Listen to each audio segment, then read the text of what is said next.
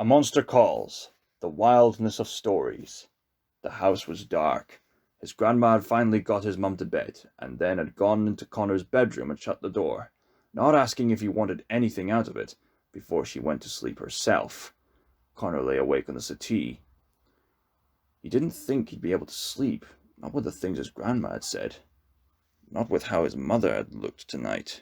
It was 3 full days after the treatment, about the time she usually started feeling better, except she was still throwing up, still exhausted, for far longer than she should have been.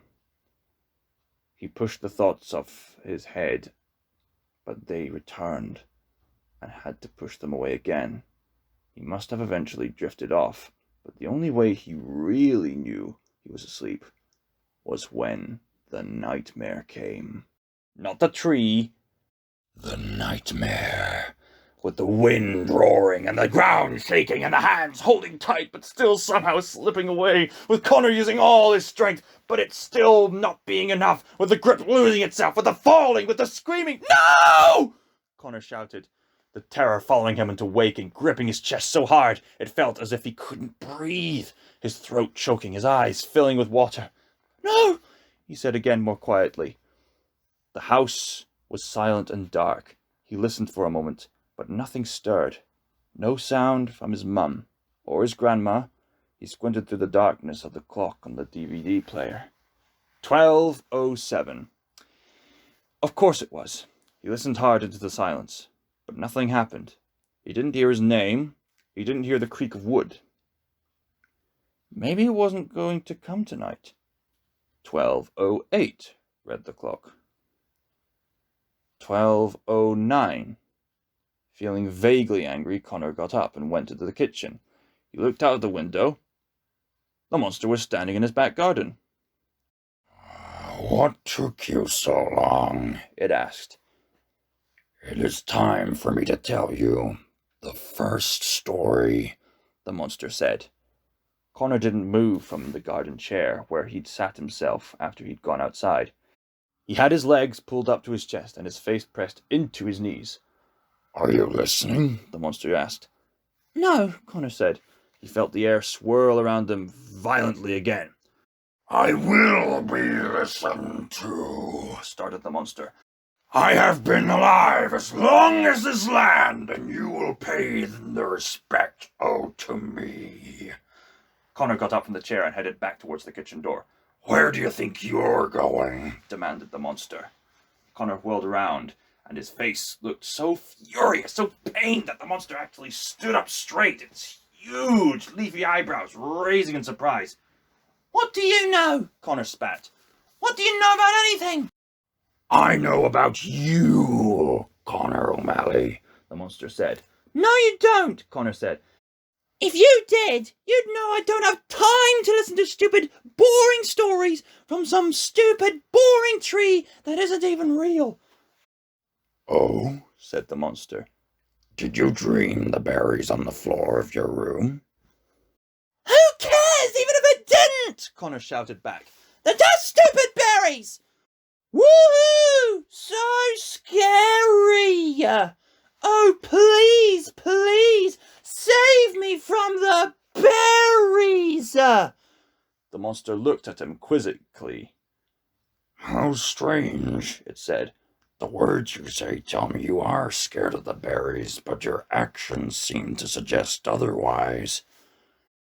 "You're as old as the land, and you've never heard of sarcasm?" Connor asked. "Oh, I have heard of it," the monster said, putting its huge branch hands on its hips. "But people usually know better than to speak it to me." "Can't you just leave me alone?" The monster shook its head, but not in answer to Connor's question. "It is most unusual," it said. "Nothing I do seems to make you frightened of me." "You're just a tree," Connor said, and there was no other way he could think about it. Even though it walked and talked, even though it was bigger than his house and could swallow him in one bite, the monster was still, at the end of the day, just a yew tree. Connor could even see more berries growing from the branches of its elbows. "And you have worse things to be frightened of," said the monster, but not as a question. Connor looked at the ground, then up at the moon, anywhere but at the monster's eyes.